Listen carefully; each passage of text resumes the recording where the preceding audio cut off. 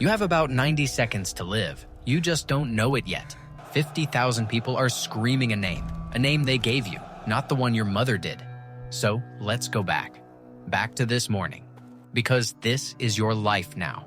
You are a gladiator, and in Rome, that already makes you a dead man. You wake before the sun, and not by choice. The floor is cold stone against your skin. The air smells of sweat, smoke, and old blood.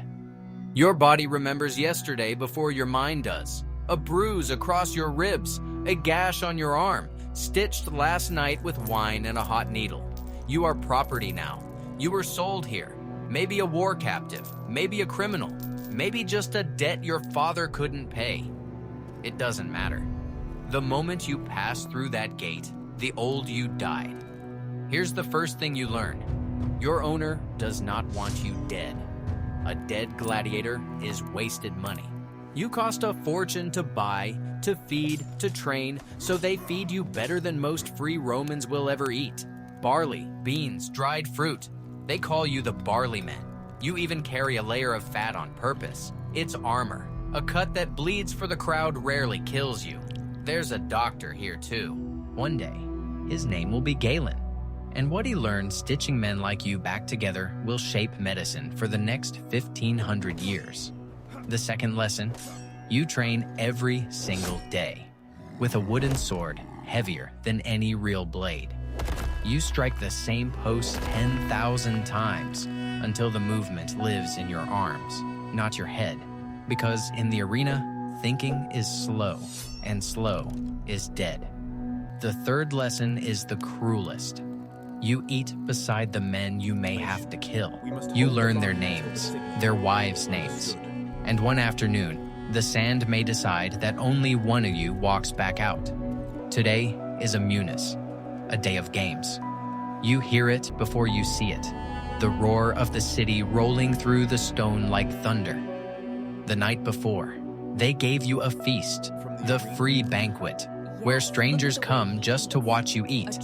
Some men gorge themselves, some can't touch a thing. Some quietly hand messages to strangers, words for families they'll never see again. What would you do on a night that might be your last? Now, you wait in the dark beneath the arena. Above you, 50,000 Romans, senators in the front rows, the emperor himself beneath a canopy of purple silk. A machine of wood and rope lifts the cages.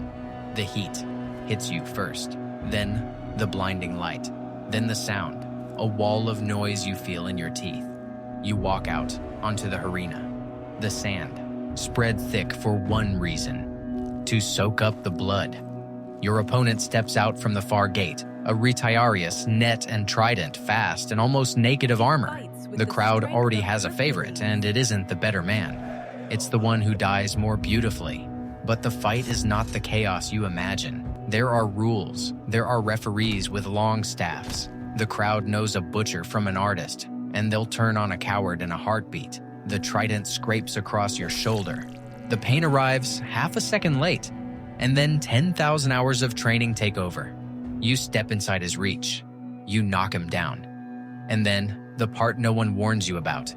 It goes quiet. He's on his knees. He raises one finger. He's begging for missio, mercy. And the choice is not yours to make. 50,000 faces turn to the emperor. A thumb moves, and a stranger's mood decides a life. Historians still argue which way that thumb pointed, but the meaning was never in doubt.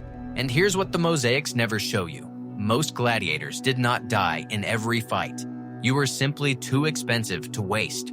A good fighter might step onto the sand only 2 or 3 times a year. Some even won their freedom. A wooden sword, the rudis, placed in their hands before the whole city. A few grew famous enough that Romans carved their names into walls next to hearts, the way we'd write about someone we love.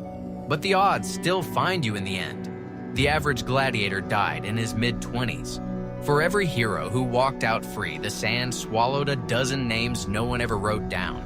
So the crowd is screaming your name, the one they gave you. And whether you'll hear it again tomorrow was never really up to you. You were born in the wrong century.